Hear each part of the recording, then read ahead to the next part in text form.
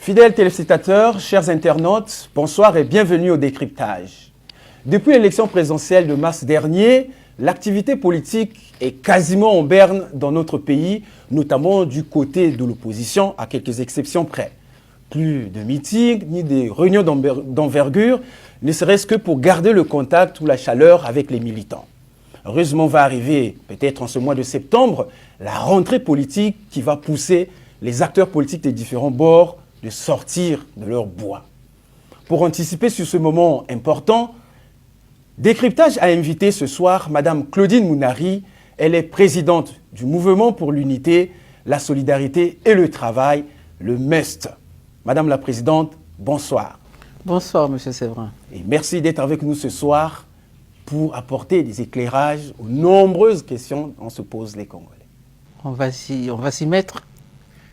Madame la Présidente, on vous a vu récemment à côté de vos camarades de l'UPADES pour rendre hommage à la mémoire de M. Pascal Lissouba, président de la République du Congo entre 1992 et 1997. En un mot, quel est le souvenir que vous gardez du professeur Pascal Lissouba? Vous avez été sa directrice de cabinet pendant 5 ans. Écoutez, c'est un souvenir qui m'habite au quotidien, surtout quand je regarde l'état de délicatesse de notre pays aujourd'hui. Et me souvenant de ses propos, de ses prises de position, de ses réflexions, je me dis, mon Dieu, il est en pleine actualité. Je crois que Pascal Lissouba a tellement aimé ce pays, s'est tellement intéressé au développement de ce Congo et du bien-être des Congolais qu'il a laissé une trace indélébile. Et nous, moi qui ai été à ses côtés, comme nombreux d'ailleurs, nous avons la matière à bâtir une feuille de route pour le développement de notre pays, pour construire notre pays dans l'unité et dans la paix. Madame la Présidente, on vous a vu après votre exil, vous êtes rentrée au pays, vous avez été élue députée, vous êtes allée à l'Assemblée nationale, deuxième secrétaire à l'Assemblée nationale, après vous êtes rentrée dans le gouvernement de Denis Sassou Nguesso comme ministre du Commerce à partir de 2009. Est-ce que Pascal Lissouba vous aurait soutenu sur cette démarche-là? Peut-être lui qui aurait cru que c'est une trahison. Ce que je sais de Pascal Lissouba, il n'aurait pas pris ça pour une trahison, parce que regardez les gens avec qui lui-même a travaillé. Il a travaillé avec les gens qu'il avait mis en prison, par exemple. Et parce que je crois que pour Lissouba, l'unité du pays est au-dessus de tout. Et je crois que il faut faire taire nos égos, notre ressenti pour aller de l'avant. Donc il ne faut jamais avoir des récriminations, des choses indélébiles qu'on ne peut pas effacer. Il faut taire tout ça pour avancer.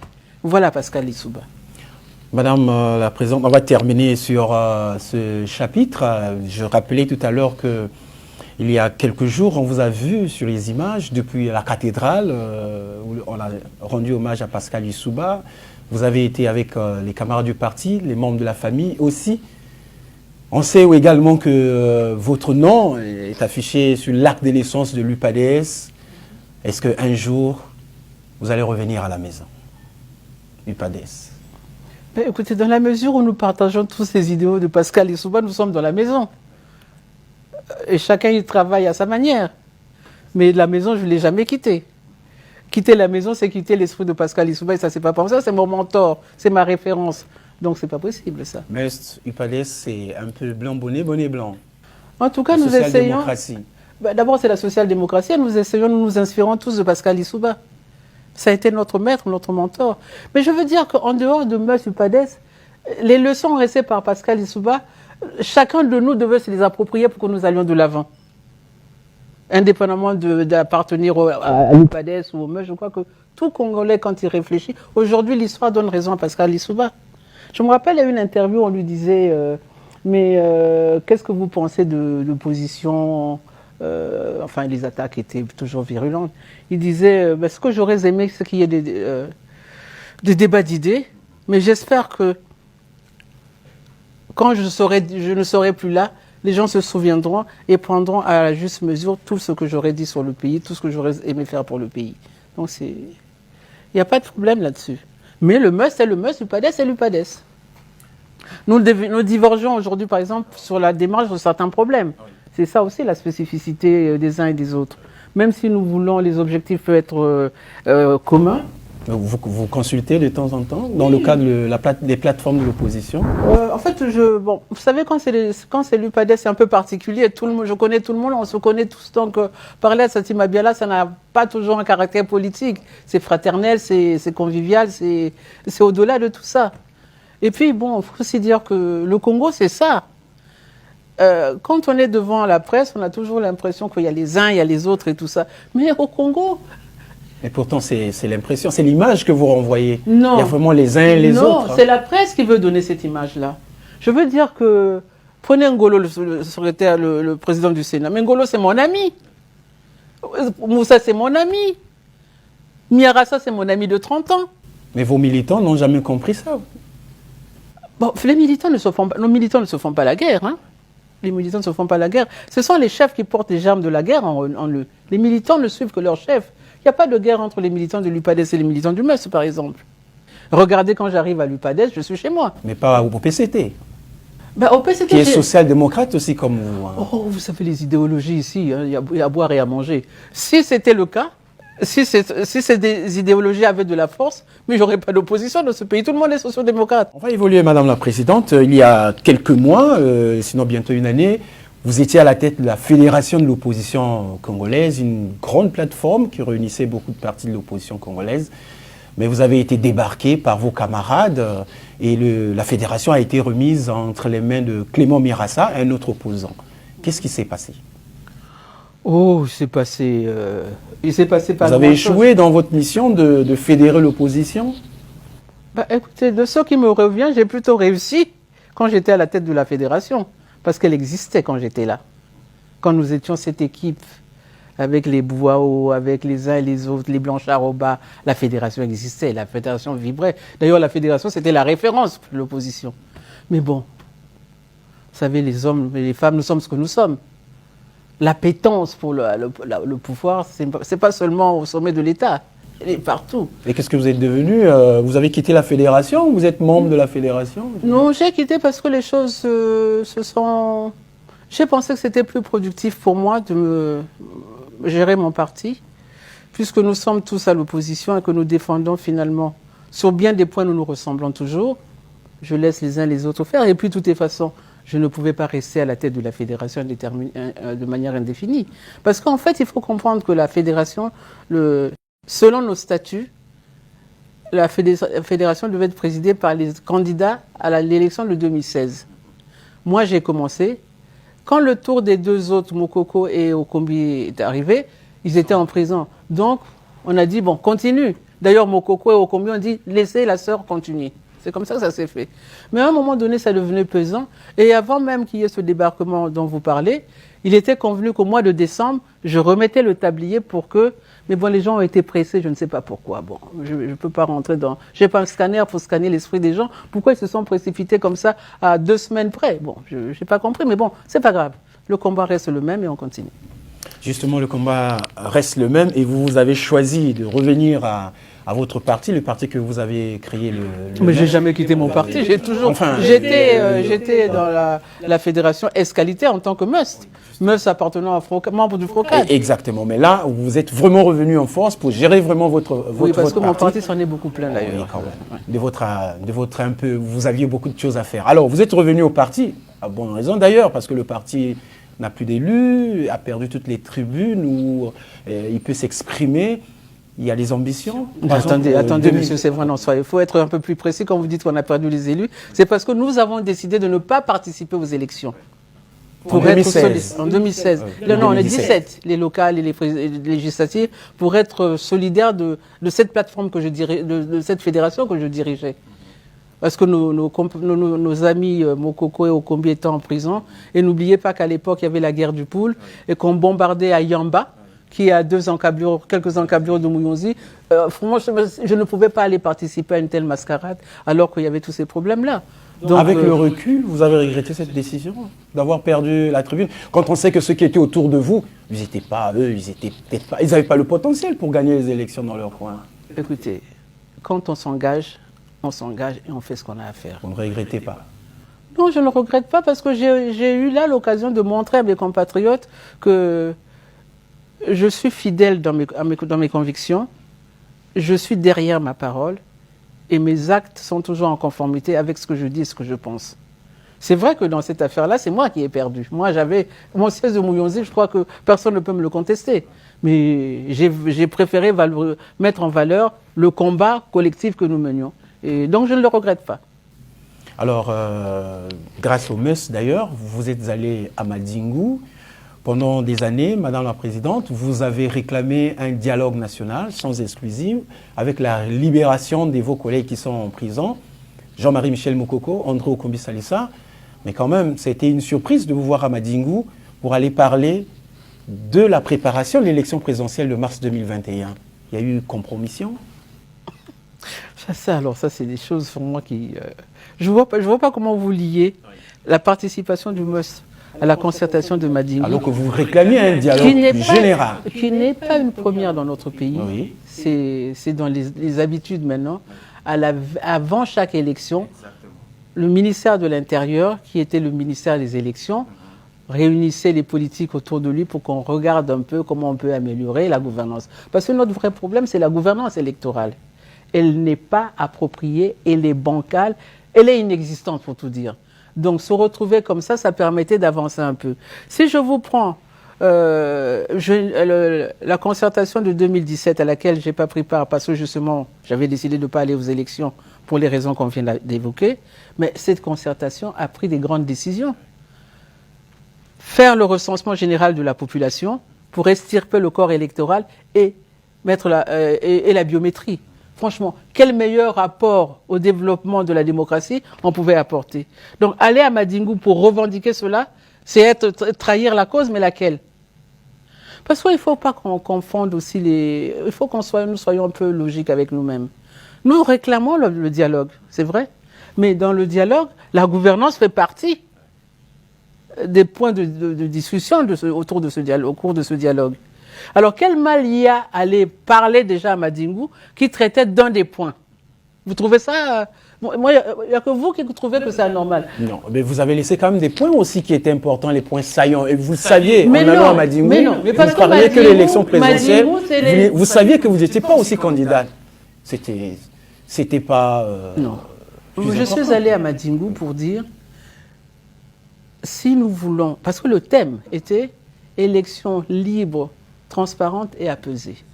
Quand les Congolais, les politiques se retrouvent autour de ce thème-là, je pense que tout politique en mesure d'être là doit être là pour apporter son son de cloche.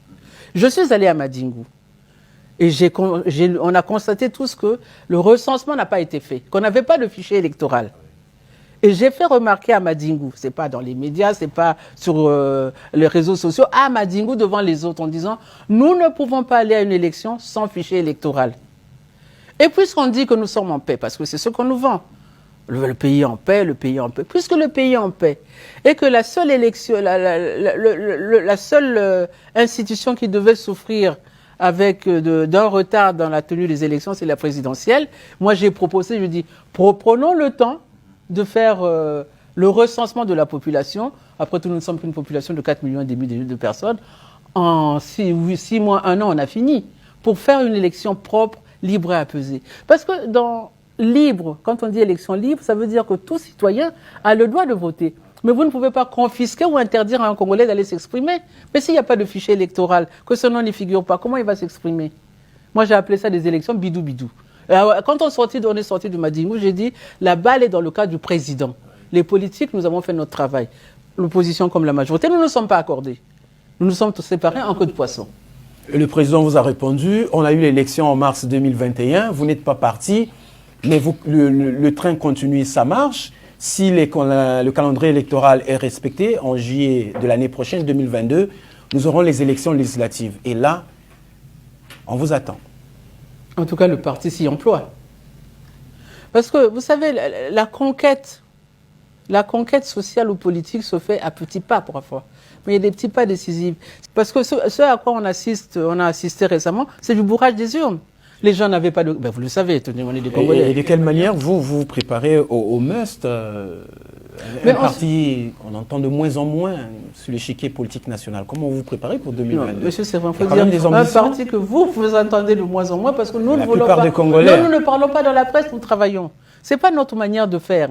Vous savez, dans ce pays, on aime bien le show à la télévision. J'ai vu des gens arriver à la télévision avec le sac de riz et machin.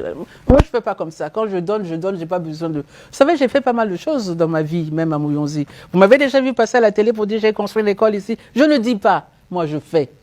Et donc, ce que fait le MUS travaille sans passer par M. Séverin pour dire passez ça à Vox TV. Nous, on a réuni les militants à Bouanza, ou à Madingo, en Caillou, à Pointe-Noire. C'est ça notre manière de faire. Dans la discrétion, avec les militants. Parce que ce que nous faisons aujourd'hui, c'est le corps à corps.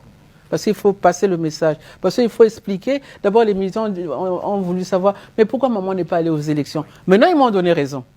J'ai dit, mais vous allez à une élection où les résultats sont connus d'avance. Ça sert à quoi? Hein?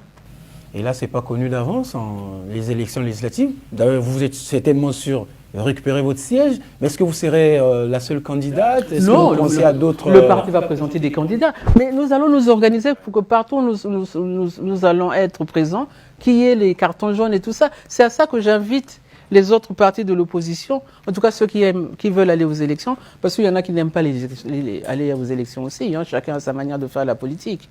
Bon, moi, le MUS a toujours participé aux élections dans ce pays, sauf depuis 2017, à cause de raisons que nous avons, pour les raisons que nous avons évoquées tantôt.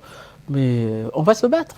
On va se battre, il n'y a pas de problème. Madame la Présidente, entre 2015 et 2016, l'opposition a réussi à mettre en place une solide plateforme, IDC Frocade, et depuis, le tout s'est étiolé. Est-ce que vous croyez un jour en rassemblement de l'opposition, une plateforme solide de l'opposition, parfois pour des échéances politiques comme les élections législatives?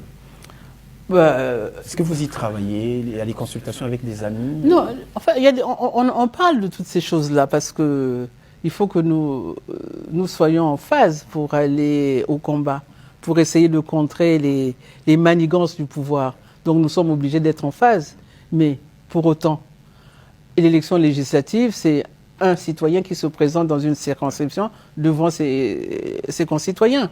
Donc chacun va jouer sa partition. Là où nous pouvons nous retrouver, c'est pour exiger les conditions de la tenue de nos élections. Mais vous n'allez pas nous demander, par exemple, en tant qu'opposition, de choisir nos candidats ensemble. Ça n'a pas de sens. Et pourquoi ici, vous avez toujours ce fantasme d'une opposition unie? C'est ce qui vous affaiblit. Mais pourquoi ça nous affaiblit, nous, plus que les autres, plus qu'ailleurs? Mais les questions ou les conditions qui ont fait que le MUS ne participe pas à la présidentielle aux législatives de 2017 sont toujours là. Vos deux collègues sont toujours en prison, Jean-Marie Michel Mokoko et André Okombi Salissa. Vous les oubliez? Nullement, nullement. Je vous ai dit, le combat continue. Mais le combat continue, mais le combat, c'est pour le peuple congolais. Dans le peuple congolais qui souffre, il y a ces deux camarades qui sont en prison injustement. Et qu'est-ce qu'on fait du reste des Congolais? On attend qu'on libère ces deux frères-là pour qu'on commence à dire « Ah, les Congolais, ceci ». Non, c'est un combat c'est la libération de tout un peuple. C'est le combat de tout un peuple, et j'ai toujours dit, le combat de tout un peuple et le combat de toute une génération, la mienne. Nous devons apporter tout ce que nous pouvons pour libérer ce pays, pour lui donner son autonomie, pour lui donner ses couleurs, ou être un espace d'espoir pour les Congolais. Mais on ne va pas privilégier un seul problème. Vos collègues peuvent attendre. C'est aussi important que vous repreniez la place dans les tribunes populaires comme à l'Assemblée nationale. Et puis après... Mais ce que nous faisons même avec vous, c'est parler de ça. Je n'ai pas arrêté de parler des prisonniers politiques. Parce que c'est injuste. Parce que quand je vois la balade de Paris de notre nouveau gouvernement, ça n'a pas été brillant. Mais il y a beaucoup de choses qui font que cette balade a été un échec.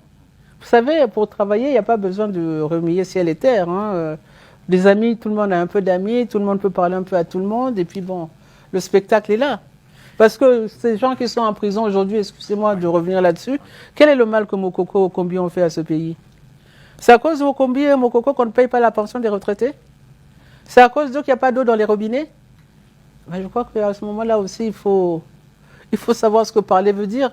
Il faut savoir raison garder, parce que là, ça va dans tous les sens sinon.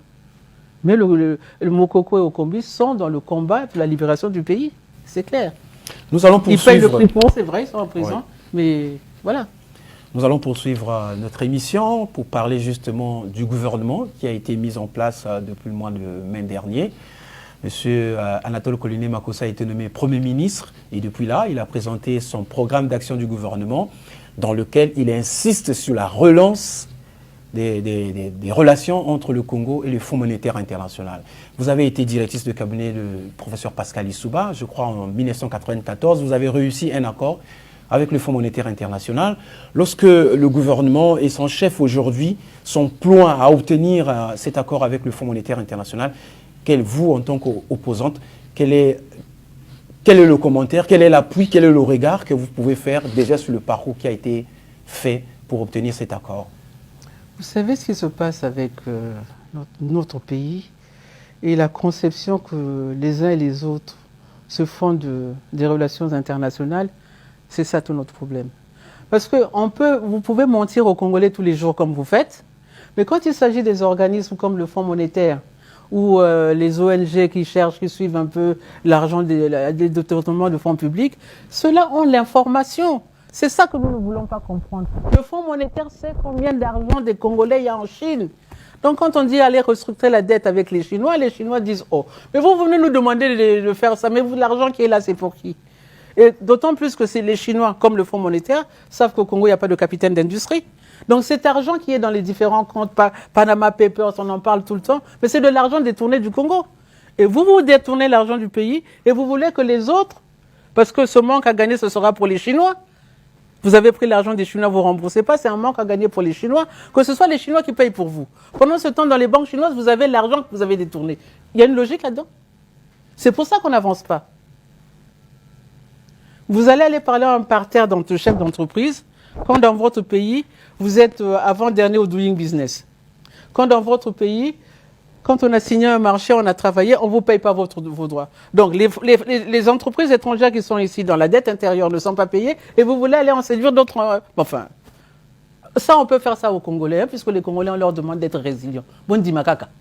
Mais les autres, non. Donc le Fonds monétaire et les 48 mesures, que sont devenues les 48 mesures? Les 48 mesures qui sortent de notre propre lettre d'intention. Nous-mêmes, on a écrit en disant, voilà, c'est les efforts que nous sommes en mesure de faire pour avancer dans la coopération avec vous.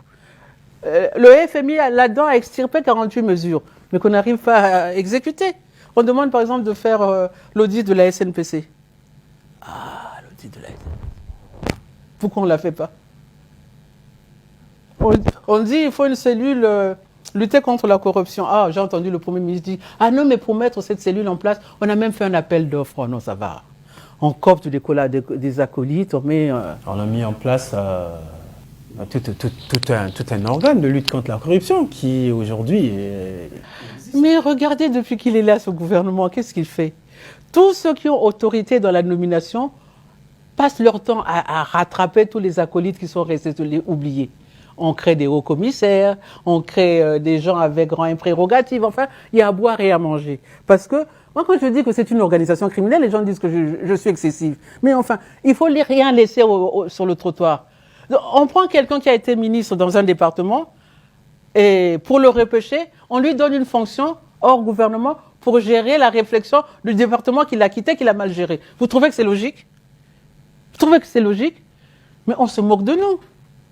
Ce gouvernement vient à l'Assemblée dire aux retraités, on va vous payer un trimestre par an parce que par mois, oui, une fois par trimestre parce que les cotisations, vos cotisations ne suffisent pas à couvrir les retraites. Mais si ça, c'est pas être injurieux à la place de ces gens qui ont travaillé, je ne sais pas ce que veut dire injure. Ils sont réalistes par rapport aux recettes qu'ils collectent. Mais arrêtez vos bêtises. Arrêtez de dire des choses comme ça. Arrêtez de colporter des contre-vérités. Que fait la CNCES? La CNCES et la CREP, c'est le même esprit. Sauf que d'un côté, elle est privée et de l'autre, l'employeur, c'est l'État. Mais comment se compose le financement des retraites à la CNCES? Il y a la part salariale, celle qu'on prélève sur les machins, et il y a la part patronale. Dans le cas de la CREF, il y a la part salariale, c'est vrai, mais il n'y a pas la part patronale. Et l'État qui ne remplit pas ses obligations vient vous dire on va vous payer une fois par mois. Vous êtes sérieux, par trimestre? Vous êtes sérieux? Non, ils ont raison. Le Congolais est devenu trop résilient. Nous avons tellement accepté, nous avons tout accepté. Du coup, on nous traite comme des moins que rien. Et on pense qu'aujourd'hui, l'agriculture peut être la nouvelle piste du redécollage économique. Vous êtes, vous, originaire du pays des Muyonzi, où les terres agricoles sont très riches et tout. Est-ce que vous pensez que cette fois-ci, on peut repartir du bon pied avec l'agriculture? C'est devenu un slogan. L'agriculture pour tous, l'agriculture, je sais pas. Enfin, il y a eu tout. Voilà, on parle. Mais on ne fait rien pour encourager l'agriculture. Il ne faut pas rester dans son bureau et commencer à émettre des vœux pieux de l'agriculture. L'agriculture, c'est la terre. L'agriculture, c'est les moyens. L'agriculture, c'est les aléas climatiques. L'agriculture, c'est tout ça. Dans une population pauvre. L'agriculture, c'est moderniser les outils de production. Vous dites, je suis de Muyonzi. Oui, à Muyonzi, les mamans font ça avec la houe. Et d'ailleurs, ils arrivent à nourrir, hein, parce que c'est MTR, ils nourrissent. La Bouenza nourrit, la Bouenza produit. Ça veut dire que nous n'avons pas une politique agricole, nous avons des slogans. L'État a toujours fait preuve de bonne volonté avec la création du fonds de soutien à l'agriculture. Le fonds de soutien de 30 millions, on a donné à tous les comparses. Et après, quand ça s'est fâché, là, tout le monde a été remboursé en vitesse. Bon, après, c'est quoi? Si vous prenez 20 jeunes agriculteurs à qui vous donnez les moyens, si dans les 20, allez, on va être raisonnable, ne serait-ce que 11 réussissent et que les 9 autres ont gaspillé l'argent, moi je dis c'est une bonne voie, continuons. Madame la ministre, on va à la fin de cette émission, mais j'ai 2 questions à vous poser. La première, c'est qu'il y a une année, vous vous êtes rendu en France, vous avez profité donc de ce séjour pour aller à Perpignan, vous incliner devant la tombe du professeur Pascal Lissouba, mais après vous avez eu des contacts avec la diaspora qui a été un peu divisée, vous avez eu une salve de critiques et tout. Est-ce que depuis là quand même vos relations avec la diaspora se sont un peu améliorées? J'ai eu une salve de critiques comme j'ai eu une salve de soutien, parce que on a toujours les deux, hein. Il y en a qui vous soutiennent, qui comprennent votre message, il y en a qui ne comprennent pas. Donc, ne jamais dire que tout le monde vous a rejeté, c'est pas vrai. Et cette même diaspora, il y en a des gens qui m'ont écrit pour dire, même sur les réseaux sociaux, pour dire « Maman, excusez-nous, on n'avait pas compris votre voyage de Madingu ». Donc, je pense que les choses vont bien. Mais vous savez, la diaspora, ce sont les Congolais comme vous et moi, donc c'est pareil. On est comme ça, nous les Congolais, on ne sait jamais... Vous savez, la diaspora a des trucs tellement compliqués. À un moment donné... Ah, si vous allez aux élections, parce qu'on m'a dit, c'était, vous allez aux élections, vous allez accompagner le président Sassou. Oui. Bon, ok, je ne suis pas allée. Ah, merde alors, elle nous a... Ah, bon. Ah, donc c'est pas pour ça qu'elle était là-bas. Ah, non, c'est pas pour ça qu'elle était allée là-bas, elle était allée là-bas pour demander quelque chose, le fichier électoral. Pour terminer, donc, c'est la Guinée. La Guinée, il y a eu un incident à Conakry, le président Alpha Condé qui a été débarqué par les militaires, sa propre garde présidentielle. Vous, en tant qu'opposante, lorsque vous regardiez toute cette situation, un président largement élu, mais après qui est débarqué par les militaires, la foule de la population qui sort dans la rue pour manifester, quelle est votre lecture de la situation? Quel est le commentaire que vous faites? La première des questions, c'est de se dire, mais si ce monsieur a été élu à 90% par la population, moins d'une année après, il y a cet incident et la population est en liesse, on est en droit de se poser la question sur ce que valent les chiffres. Mais je vous ai dit tantôt que à ses propres chiffres, on fait dire ce qu'on veut. Voilà. Donc, je suis contre les coups d'État parce que ça, c'est la démocratie, un recul de la démocratie. Mais il y a des esprits aussi pour dire, oui, mais enfin bon, s'il n'y a pas ça, comment on fait? Le colonel, il a été une fabrication du président lui-même. Un parent d'ailleurs. Comme on aime bien privilégier les parents. Un parent malinqué comme... Voilà. Voilà, merci madame, la presse Claudine Mounari. Je voudrais quand même, j'aurais aimé parler d'un problème qui me paraît important. Pour terminer, oui. Oui, sur le Covid. Oui. Parce qu'aujourd'hui, le gouvernement appelle tout le monde à aller se faire vacciner. C'est vrai, quand il y a une épidémie, quand il y a une pandémie, si le vaccin est la solution, alors il faut se vacciner. Mais qu'est-ce que nous constatons? C'est que les médicaments, les produits pharmaceutiques qu'on veut nous inoculer, ce sont des gouvernements étrangers amis qui disent à notre gouvernement en disant c'est des bons produits, vaccinez vos populations. Alors que des pas non moins amis disent vos vaccins là, on ne les accepte pas à nos frontières. Vous voyez déjà qu'il y a un problème là. C'est perturbant. Je suis vacciné, quand je présente mon carnet de vaccination aux frontières des pays occidentaux, ils disent ah non. Est-ce que ce n'est pas la guerre des industries pharmaceutiques? Parce que tous ces vaccins sont quand même validés par l'OMS, qui a l'expertise mondiale. L'OMS, vous savez, l'OMS, n'est pas toujours très clair aussi. L'OMS a du mal à suivre. L'OMS est financé par qui? Parce qu'il faut toujours... Qui donne les moyens? Le Congo aussi a refusé des vaccins comme AstraZeneca. Ça a été refusé. Oh, mais le Congo copie tout. Le mimétisme au Congo, c'est ça qui est la règle. Franchement. Vous savez combien il y a eu de morts de Covid dans notre pays?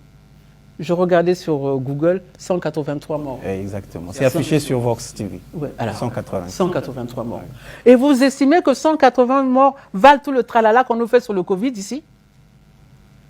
Ce couvre-feu, on fait encore de le reconduire. Peut-être qu'il faut ça pour... Mais arrêtez! Pour que ça soit bien Nous géré. avons été bénis, je ne sais pas par quel miracle, en tout cas le Covid n'a pas touché nos pays. Je ne sais pas si c'est l'andivaquine que nous prenions depuis qu'on était enfants, qui nous protège, j'en sais rien, mais en tout cas, on n'est pas touché. 183 morts. Et pour ça, combien de morts de palud nous avons par an? Ou par mois même, je dirais. Mais pourquoi nous embêtons? Pourquoi on est toujours en train d'embêter ce pauvre peuple? Ailleurs, quand on dit confinement et tout ça, il y a des mesures d'accompagnement. Chez nous, c'est quoi? C'est les sacs de riz qu'on a donnés un jour dans les maisons là qui va permettre tout ça. On prive les Congolais de leurs moyens d'existence avec ce couvre-feu qui ne sert à rien.